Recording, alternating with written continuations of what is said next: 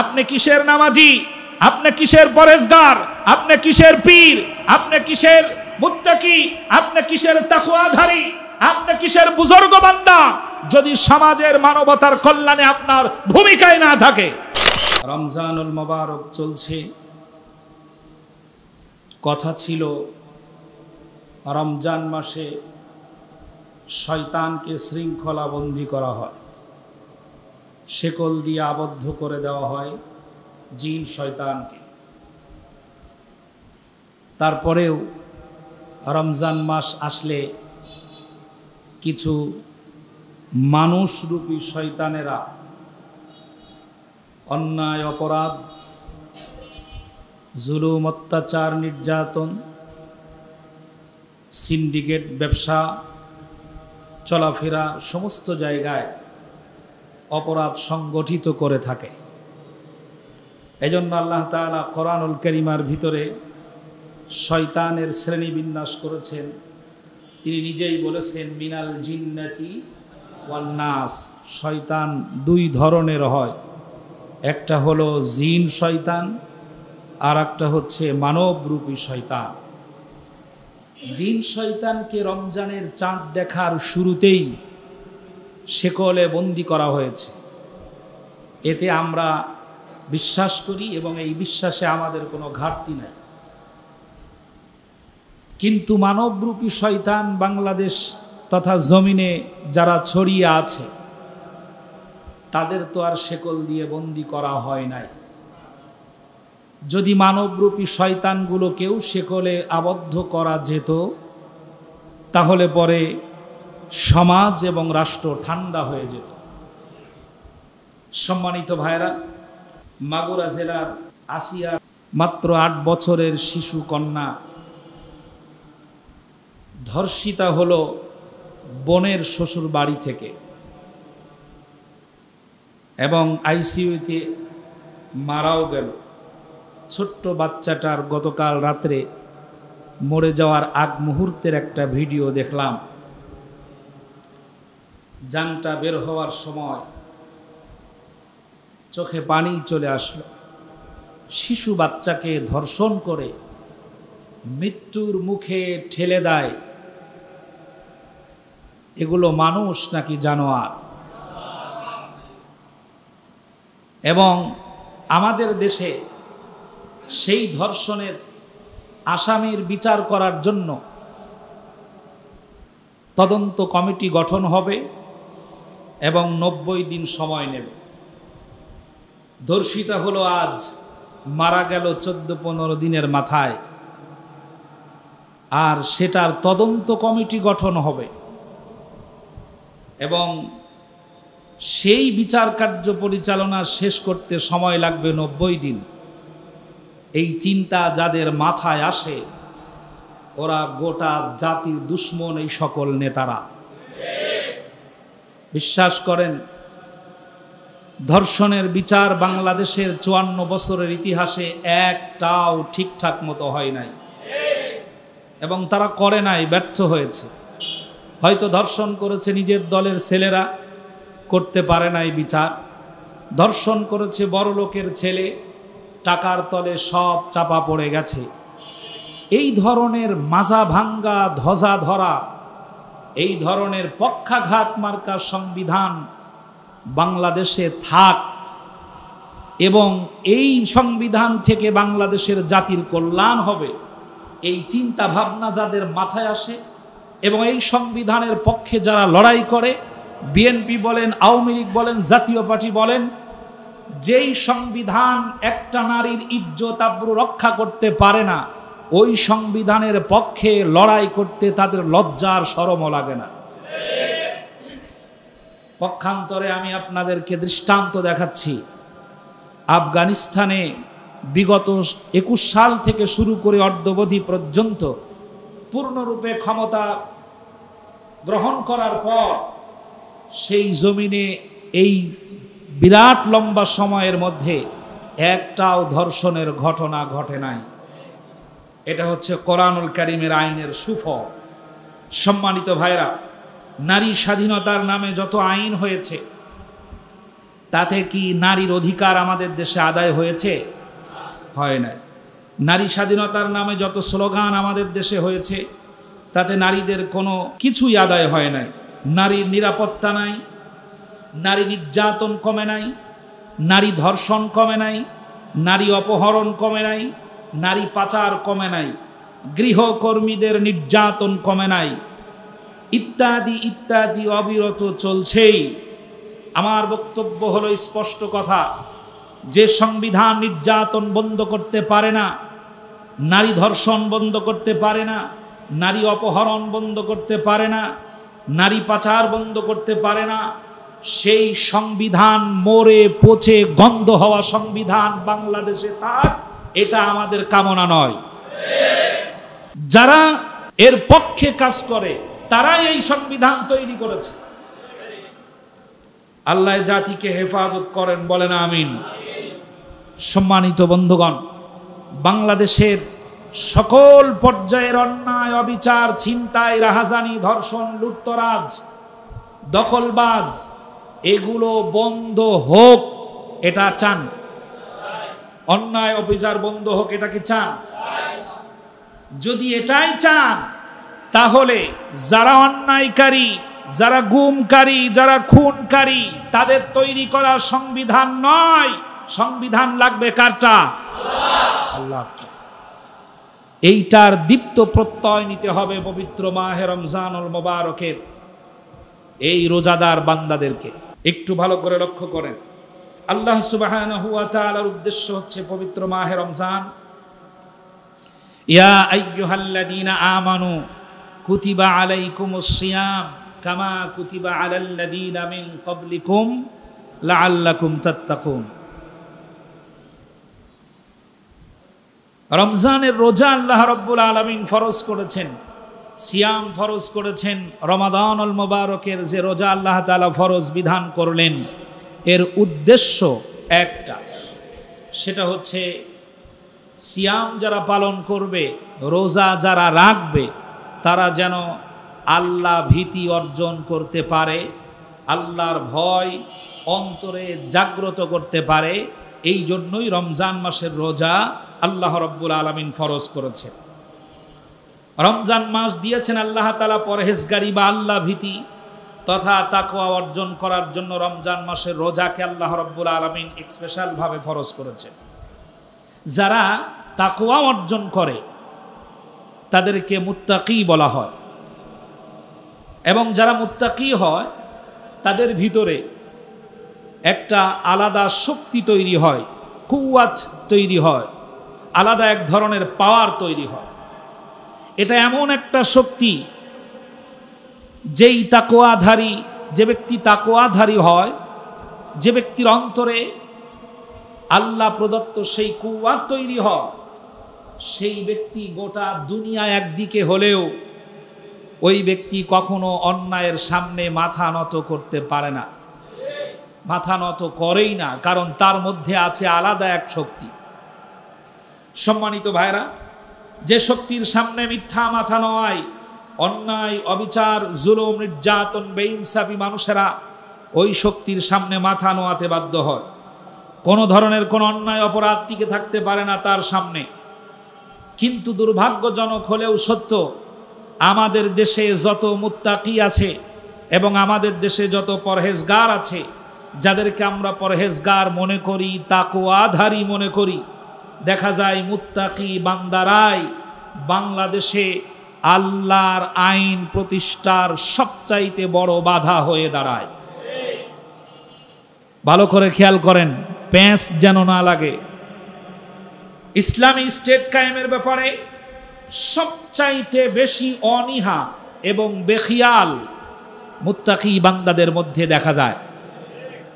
ইসলামী রাষ্ট্র পরিচালনার বিষয়ে সবচাইতে বেখিয়াল, সবচাইতে অনীহা দেখা যায় আমাদের দেশের বুজুর্গ বান্দাদের মধ্যে।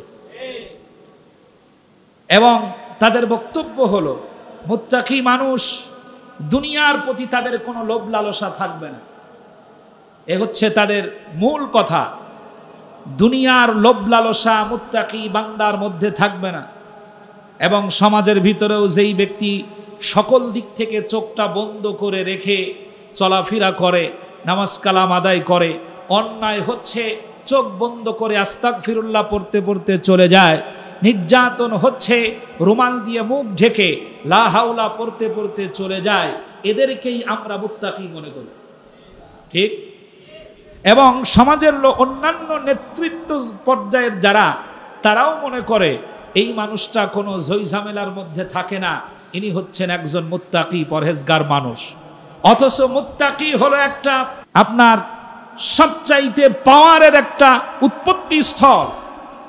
একটা সমাজে একজন মুত্তাকি মানুষ মানে 1000 মানুষের উপরে তার কর্তৃত্ব চলবে। অথচ আমাদের দেশের মুত্তাকি বান্দাদেরকে বস্তাবন্দি করে রাখছে, আর মুত্তাকি বান্দারাও রুমালের মাঝখানে নিজেকে ঢেকে রেখে মুত্তাকি দাবি করছে। ভালো করে লক্ষ্য করেন, দুনিয়ার লোভ লালসা মুত্তাকি বান্দা যারা, তাদের মধ্যে থাকবে না।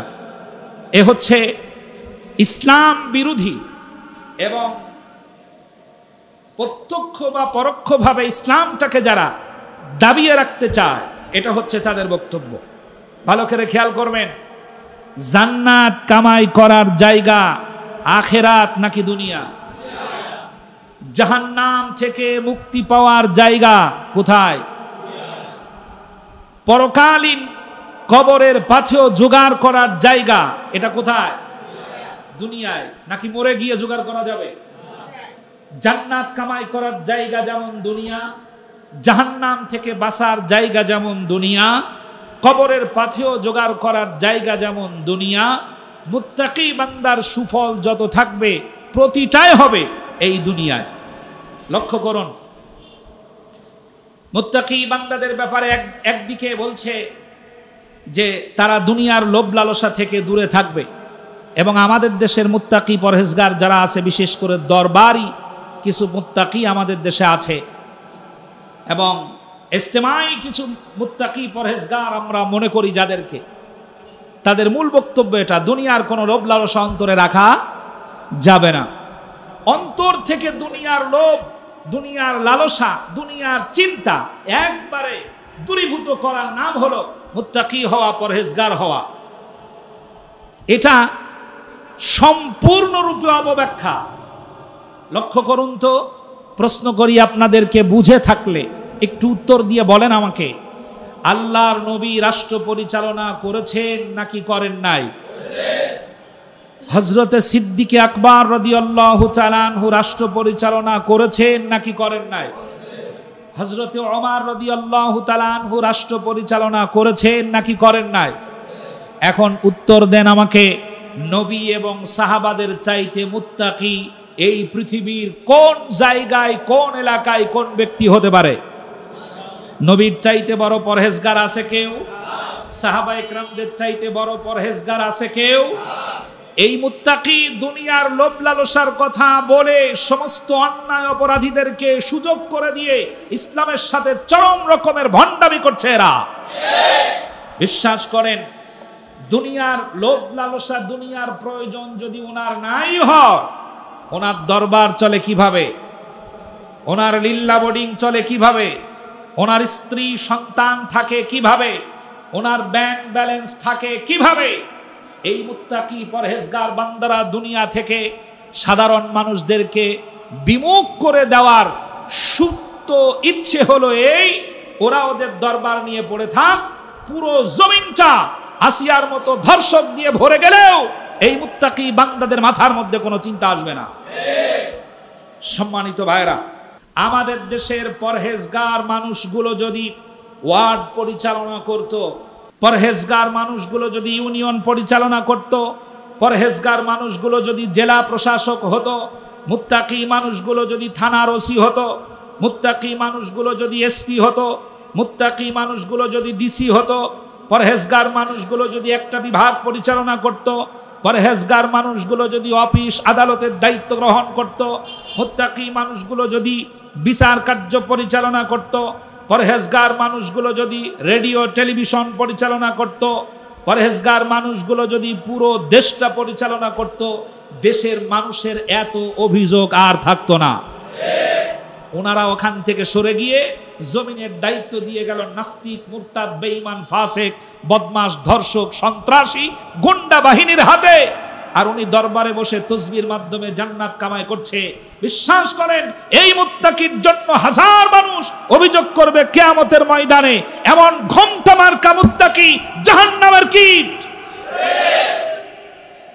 যেই মুত্তাকির মধ্যে সমাজের চিন্তা নাই, যেই পরহেজগারের মধ্যে মানুষের অন্যায়, অত্যাচার, অবিচারের কোনো চিন্তা ভাবনা মাথার মধ্যে নাই, মানবতার কল্যাণে যে মুত্তাকি এক কদম আগায় না, ওই মুত্তাকি হবে জাহান্নামের টুকরা। জান্নাত তার জন্য কখনোই বরাদ্দ থাকবে না। হযরতে লূত আলাইহিস সালামের কওম একজন মুত্তাকি ছিল, ঘোমটা দেওয়া, পরহেজগার, তাসবিহ তাহলিল ছাড়া উনি আর কিচ্ছু বোঝে না। যেদিক দিয়ে যায় আল্লাহর নাম স্মরণ করতে করতে চলে যায়। মানুষেরা মনে করে এর চাইতে বড় পরহেজগার মানুষ মনে হয় আর হয় না। কিন্তু সমাজে চলে জিনা, ব্যভিচার, নির্বিচারে। জেনাটা হয়ে গেছে তাদের সমাজের একটা নিত্য নৈতিক কাজ, এবং এমন পর্যায়ে তারা চলে গেছে নারীর প্রতি আকর্ষণ কমে গিয়ে সে জাতি পুরুষে পুরুষে জেনা করা শুরু করেছে। আরো জোরে বলেন নাউজুবিল্লাহ। জেনা করতে করতে তারা নারীর প্রতি আকর্ষণ হারিয়ে পুরুষে পুরুষে জেনা শুরু করেছে। কিন্তু মুত্তাকি পরহেজগার বান্দা আল্লাহর নাম কাম নিয়ে ব্যস্ত, কখনো কোনো সময় কাউকে কিচ্ছু বলে না। চোখের সামনে জেনা হয়, উনি চোখটা বন্ধ করে লা হাওলা পড়তে পড়তে রুমের মধ্যে চলে যায়। আল্লাহ রাব্বুল আলামিন জেনার কারণে পুরো ভূখণ্ডটাকে উলট পালট করে দেওয়ার সিদ্ধান্ত গ্রহণ করলেন। যখন এই সিদ্ধান্ত আসলো, ফেরেশতারা এটা ধ্বংস করার সময় এসে দেখে যে এই ভূখণ্ডের ভিতরে একজন পরহেজগার মানুষ আছে। ফেরেশতাদের আবেদন হলো, হে রব, যদি আপনার একজন খাঁটি বান্দা থাকে, তার ওসিলায় দুনিয়া যদি টিকিয়ে রাখেন, তাহলে পরে তো এই ভূখণ্ডটা আপনার এই বান্দার জন্য টিকে থাকার দাবি রাখে। মেহেরবানি করে তার ওসিলায় আপনি এই জাতিটাকে মাফ করে দেন। আল্লাহ রাব্বুল আলামিন বললেন, খবরদার, তোমাদেরকে যে কাজে পাঠানো হয়েছে তোমরা সেটাই করবে, এবং তার উদ্বোধন করবে ওই পরহেজগার বান্দাকে দিয়া। কারণ নিজে ইবাদত করে শুধুমাত্র চোখের সামনে কত মানুষ জাহান্নামের দিকে চলে যায়, তার চোখে কখনো এগুলো পড়ে না। এরকম মুত্তাকি দিয়ে বাংলাদেশ ভরা, এই রকমের মুত্তাকি দিয়ে বাংলাদেশ ভরা। আপনি কিসের নামাজি, আপনি কিসের পরহেজগার, আপনি কিসের পীর, আপনি কিসের মুত্তাকি, আপনি কিসের তাকওয়াধারী, আপনি কিসের বুজুর্গ বান্দা, যদি সমাজের মানবতার কল্যাণে আপনার ভূমিকায় না থাকে। একজন সাধারণ মানুষও মানবতার কল্যাণে এগিয়ে আসে, আর আপনি তাসবিহর মাধ্যমে জান্নাত খুঁজেন। হাজার হাজার মানুষকে পথভ্রষ্ট করেছে দরবারি মুত্তাকি বান্দারা। প্রকৃত ইসলামী চিন্তা ভাবনা থেকে তাদেরকে দূরে সরায় দিয়েছে। সম্মানিত ভাইরা, পরহেজগার মানুষ মাদ্রাসা নিয়ে পড়ে থাকবে, পরহেজগার মানুষ মসজিদ নিয়ে পড়ে থাকবে, পরহেজগার মানুষ খানকা নিয়ে পড়ে থাকবে। আমি যতদিন ইমামতি করব ততদিন পর্যন্ত আমি পরহেজগারের কাতারে থাকব। যখনই আমি ইমামতি বাদ দিয়ে জমিনের কোনো দায়িত্ব গ্রহণ করার কথা বলবো, তখন আমার মুসল্লিরাই বলবে হুজুরের ভিতরে দুনিয়ার লোভ লালসা ঢুকছে। কথা বলেন ঠিক কিনা? তখনই বলবে হুজুরের ভিতরে দুনিয়ার লোভ লালসা ঢুকছে। যারা এই চিন্তা ভাবনা করে ওরাও কিন্তু এক শ্রেণীর চোর। কারণ ওরা জানে যে হুজুর যদি এই সামনে আসে, তাহলে এর সামনে বসে আর চুরি করা যাবে না। আশুলিয়া থানায় যদি পরহেজগার একজন ওসি হয়, তাহলে ওই ওসি যতক্ষণ পর্যন্ত দায়িত্বে থাকবে, অন্যান্য কনস্টেবল এবং দারোগারা ঘুষ খেতে পারবে না। এই জন্য বলবে এই হুজুর ওসি হলে কি হবে, তার ভিতরে দুনিয়ার লোভ দিয়ে ভরা।